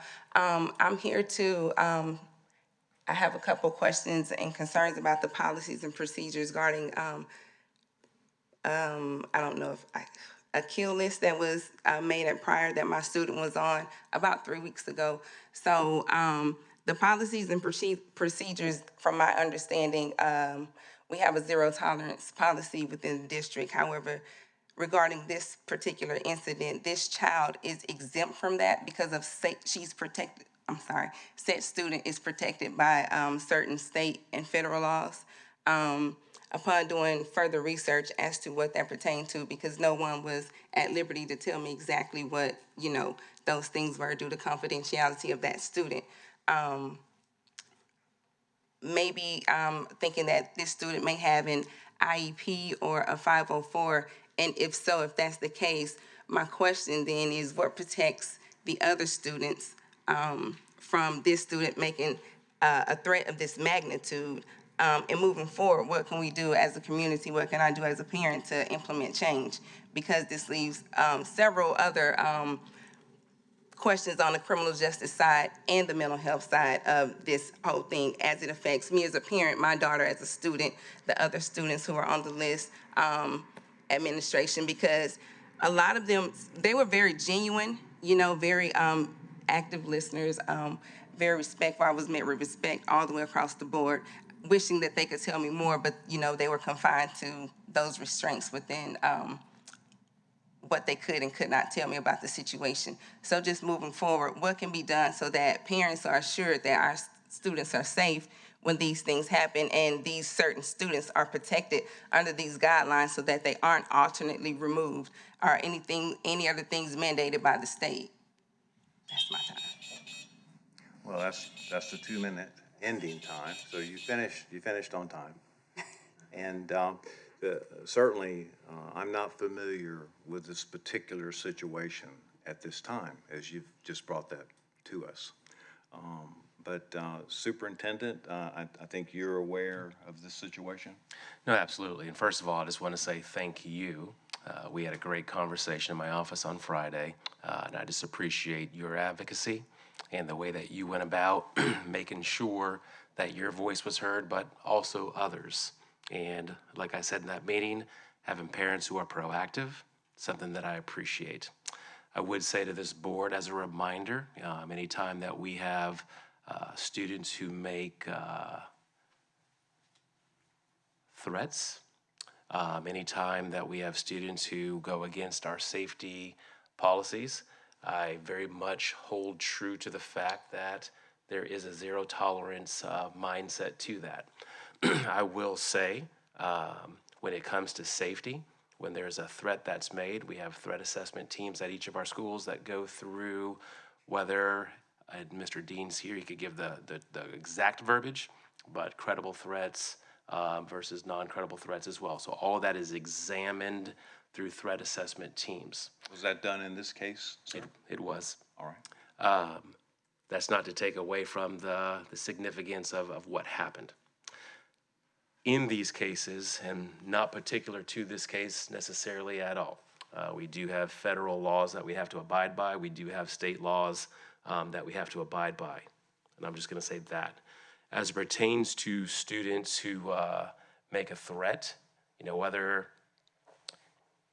they're at the school or whether they're coming back to school as well. Schools also have what we call safety plans in place, and we make sure that that does occur. And safety plans, I think, are necessary for the students and the families, but also for the school as a whole. So, yes, absolutely, there's a zero tolerance policy, but we also have to follow federal laws and state laws as well. All right, understand. Colleagues, anything? Mr. Hindley? Yeah, question, Sue. So if a student falls under those federal state laws, where they're not held to this same standard, I get that. What if that becomes a recurring problem from that same student? I mean, is there where it comes into play? No, absolutely. And we talked about this as well. If there was something that was reoccurring, I don't want to say we would shed a different light on it because there's still those rules that are there, but there's also things that we can do with our school board attorney. There's other options that can occur. There's no place for a student, regardless of their classification, that just gives them the ability to do such and such. Not necessarily in this particular case, but you have students who are on an IEP. You have students who are on a 504.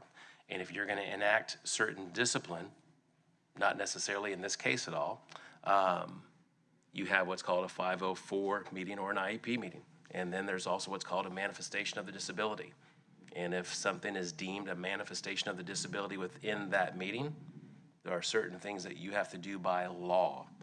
But I just want to say, again, I appreciate the meeting. I appreciate your candor and the way that you carried yourself in the meeting and here today. Just very much appreciative. It helps us get better when you hear from parents on these types of situations. So I just want to say thank you. Thanks. Thank you, Ms. Lang. Thank you. All right, colleagues.